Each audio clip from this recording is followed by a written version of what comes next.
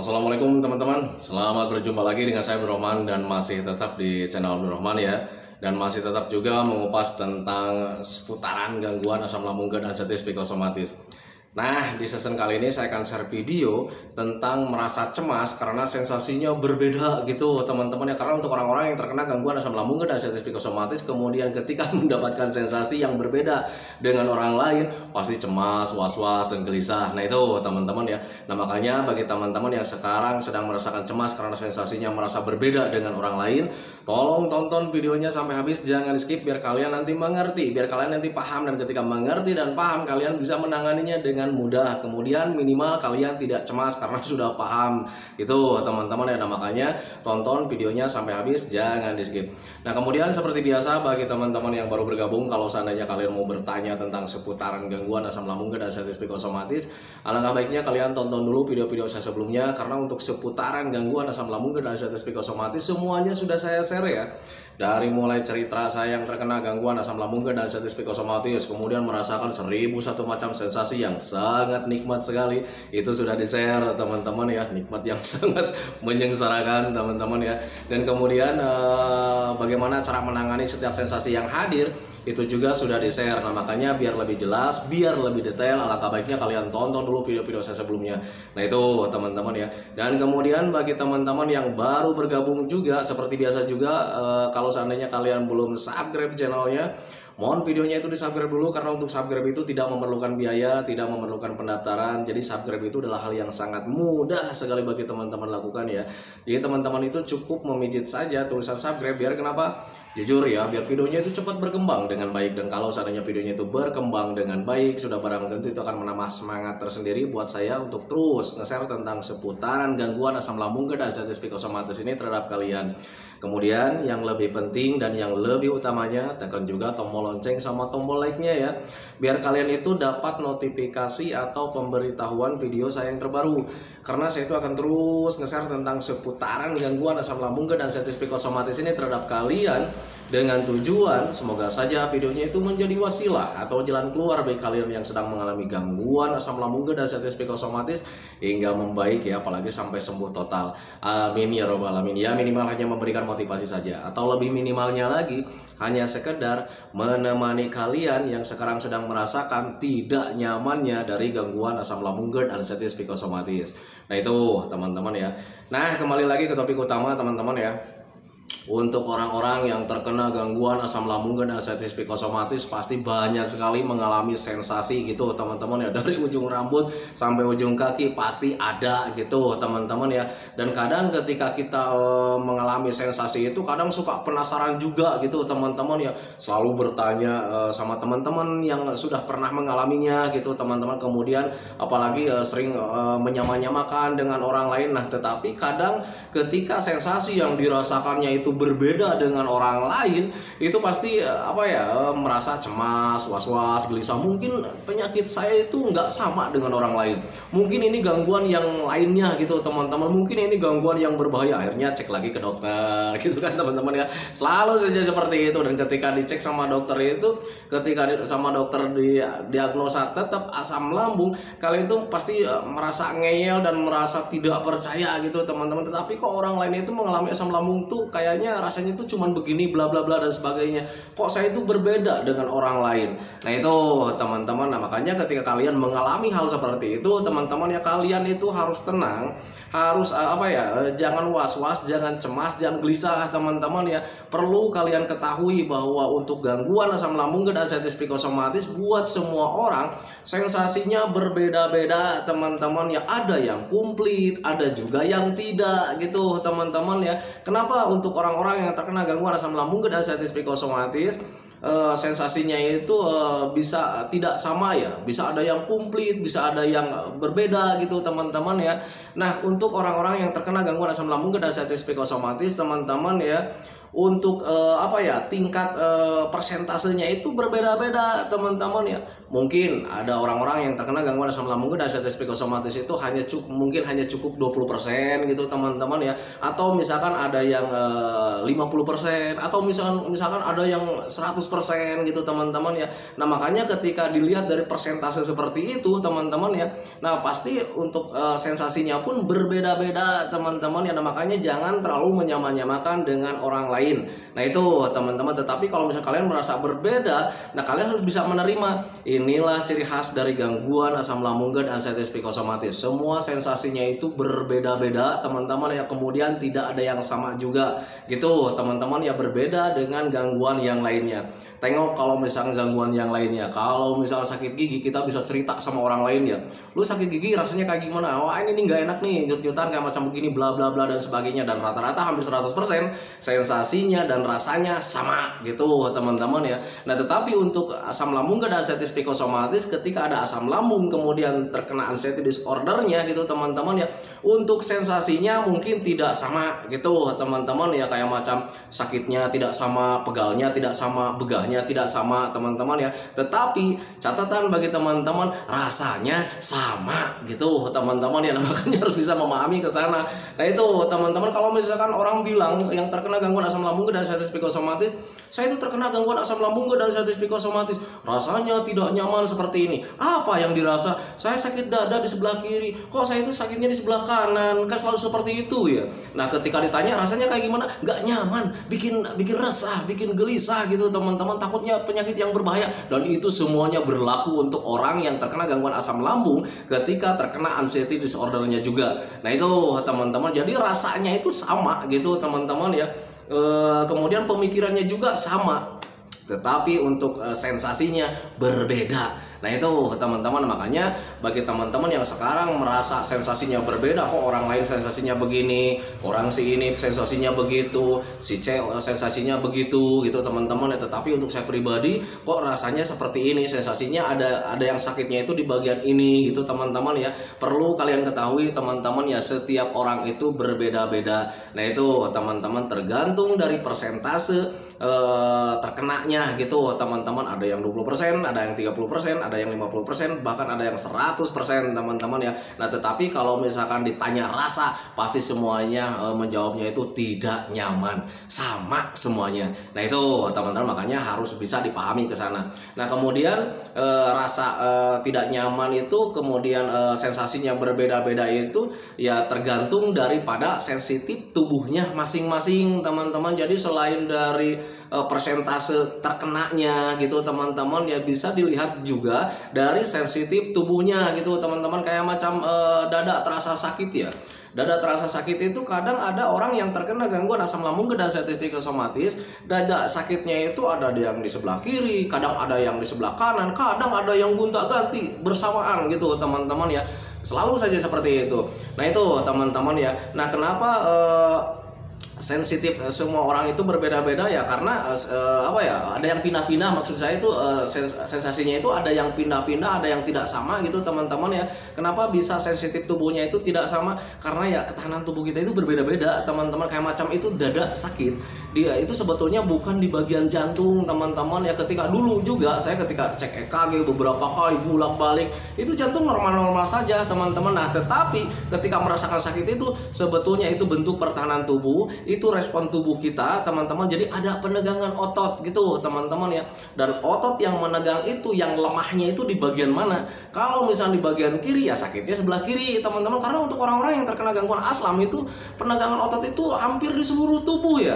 Bagian kepala apa ya, terasa tegang, kemudian punggung terasa berat gitu teman-teman. Ada juga yang mengalami sakit dada yaitu sebelah kiri, yang mungkin otot yang lemahnya itu di bagian kiri. Tetapi kalau misalnya orang yang mengalami sakitnya di bagian kanan, ya mungkin ototnya itu yang lemahnya itu di bagian kanan. Nah itu teman-teman, tetapi untuk penegangan otot itu sebetulnya tidak berbahaya teman-teman ya. Itu hanya bentuk respon tubuh saja. Dulu pengalaman saya memang seperti itu teman-teman ya.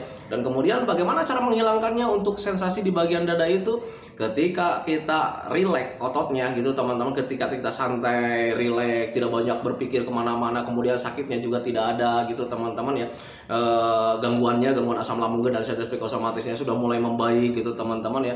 Nanti itu sakit dada bagian kiri, bagian kanan itu hilang dengan sendirinya tanpa kita minta, tanpa kita rencanakan, tanpa kita bikin schedule. Nah itu teman-teman, makanya harus bisa memahami ke sana gitu teman-teman ya. Jadi untuk orang-orang yang terkena gangguan asam lambung dan sintesis psikosomatis, ketika merasa berbeda dengan orang lain sensasinya, kalian gak usah khawatir. Kalau seandainya sudah dikatakan sama dokter itu cuman asam lambung saja, ya sudah teman-teman. Tetapi berbeda dengan orang lain, Pak, saya itu berbeda dengan orang lain. Catatan sekali lagi, nilai persentase terkena gangguan asam lambung dan sintesis psikosomatisnya itu berbeda-beda buat semua orang. Ada yang 20%, ada yang 30%, ada yang 50%, ada yang 100%. Nah itu teman-teman, kemudian dilihat dari sensitif tubuhnya juga gitu teman-teman. Ada sensitifnya itu, ada yang sebelah kiri, ada yang sebelah kanan gitu teman-teman ya. Makanya harus bisa memahami ke sana dan harus bisa menerima ke sana. Nah itu teman-teman ya. Dan untuk contoh-contoh itu sangat banyak sekali teman-teman ya. Karena dengan saya pribadi waktu itu kemudian yang sering datang ke rumah sharing tentang seputaran gangguan asam lambung dan sintesis psikosomatis juga, kadang ada yang tidak sama juga gitu teman-teman ya. Kayak macam di perut terasa keras ya, kalau misalnya ditekan kayak macam begini itu kayak macam keras gitu teman-teman ya.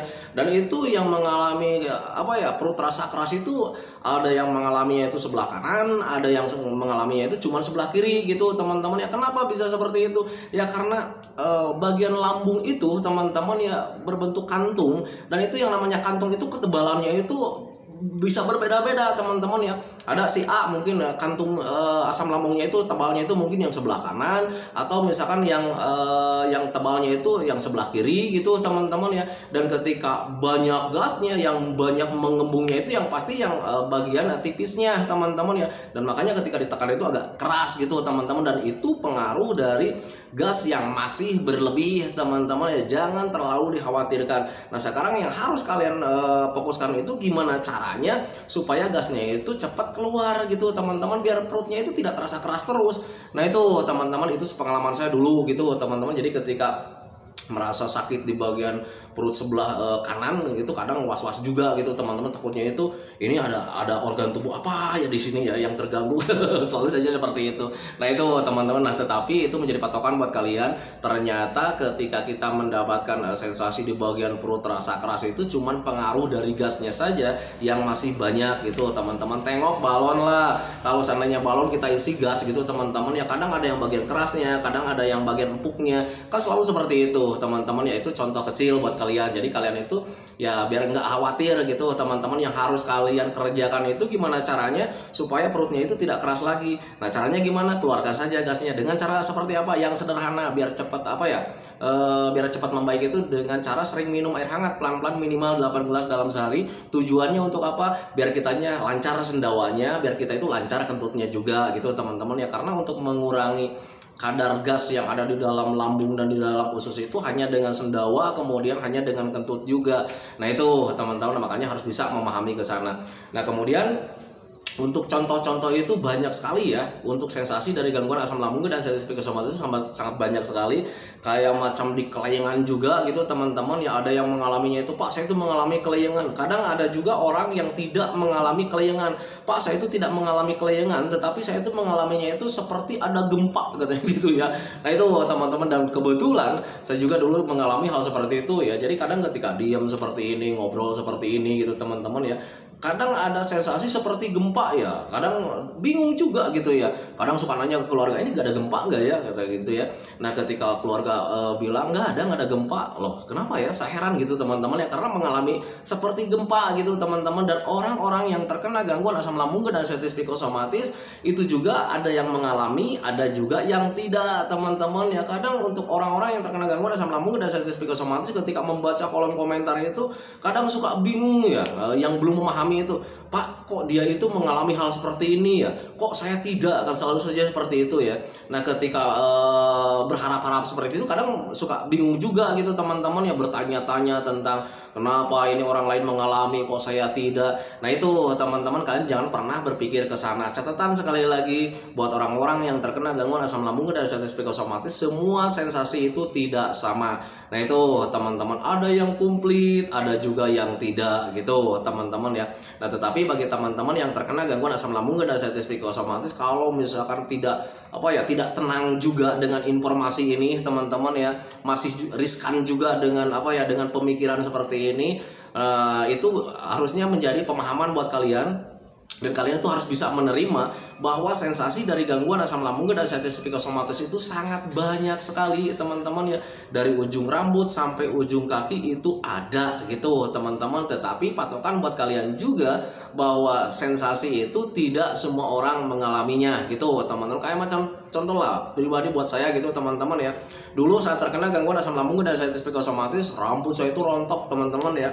Dan ketika rontok itu ya bingung juga gitu teman-teman, karena ketika bertanya dengan orang lain, lu rambut rontok gak lu waktu terkena gangguan asam lambung? Enggak, katanya enggak seperti itu. Saya tuh rambut biasa-biasa saja. Nah, ketika mendapatkan informasi seperti itu ya bikin was-was, cemas gitu teman-teman. Dan ketika bertanya juga ke orang lain ternyata ada yang mengalaminya, akhirnya tenang juga gitu teman-teman ya. Oh, ternyata dia juga mengalami. Selalu saja seperti itu teman-teman ya. Nah, makanya bagi teman-teman yang sekarang tidak mengalami, Pak saya itu tidak mengalami rambut rontok tetapi Bapak mengalami rambut rontok gitu teman-teman ya. Nah, itu menjadi patokan buat kalian bahwa sensasi yang dirasakan itu tidak semua orang sama gitu teman-teman ya. Nah, kemudian untuk kayak macam kedutan gitu teman-teman ya. Dulu saya mengalami kedutannya itu kadang di perut, kadang di dada gitu teman-teman, kadang di tangan, di pipi gitu teman-teman ya. Tapi ada juga orang yang mengalami kedutan itu saat terkena gangguan asam lambung dan diabetes psikosomatis itu cuman di paha saja ya, di paha sama di bagian pinggang gitu teman-teman. Nah, tetapi untuk kedutan di pinggang itu jarang orang mengalaminya teman-teman. Nah, termasuk saya dulu gitu teman-teman, saya tidak mengalami kedutan di bagian belakang pinggang gitu teman-teman. Tetapi ada orang juga yang sering sharing ke sini teman-teman ya, Pak saya itu pengen menyamakan ya dengan Bapak biar saya itu hatinya tenang katanya gitu ya. Apakah Bapak dulu mengalami kedutan? Saya jawab dulu itu saya mengalami kedutan gitu teman-teman ya. Dan kemudian dia itu bertanya kedutannya di mana? Saya itu kedutannya di bagian dada, perut, saya bilang, kemudian tangan, pipi gitu teman-teman. Nah, kemudian dia itu bilang, kok saya untuk kedutan itu mengalami hal seperti itu tidak di bagian seperti yang Bapak ceritakan. Saya mengalami kedutannya itu di bagian belakang katanya seperti itu.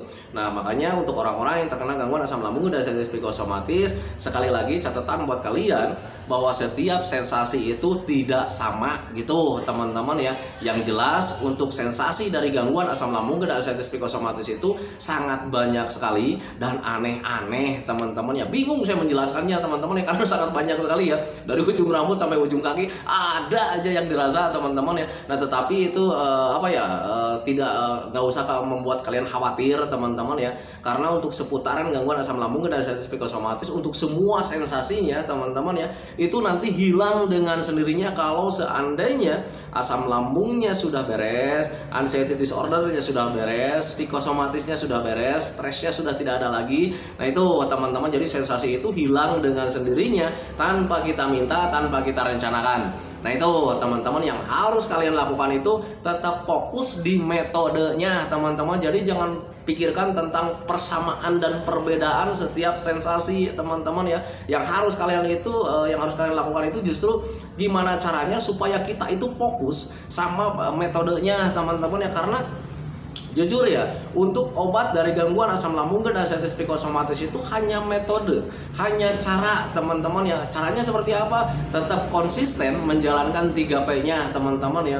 Menjaga pola makannya, menjaga pola hidupnya, menjaga pola pikirnya, menjaga minumnya. Gimana caranya supaya bisa minum minimal 8 gelas dalam sehari. Kemudian selalu mengupayakan gimana caranya supaya hati dan pikiran kita itu tetap senang. Nah, itu teman-teman, makanya harus bisa memahami ke sana dan harus bisa konsisten ke sana.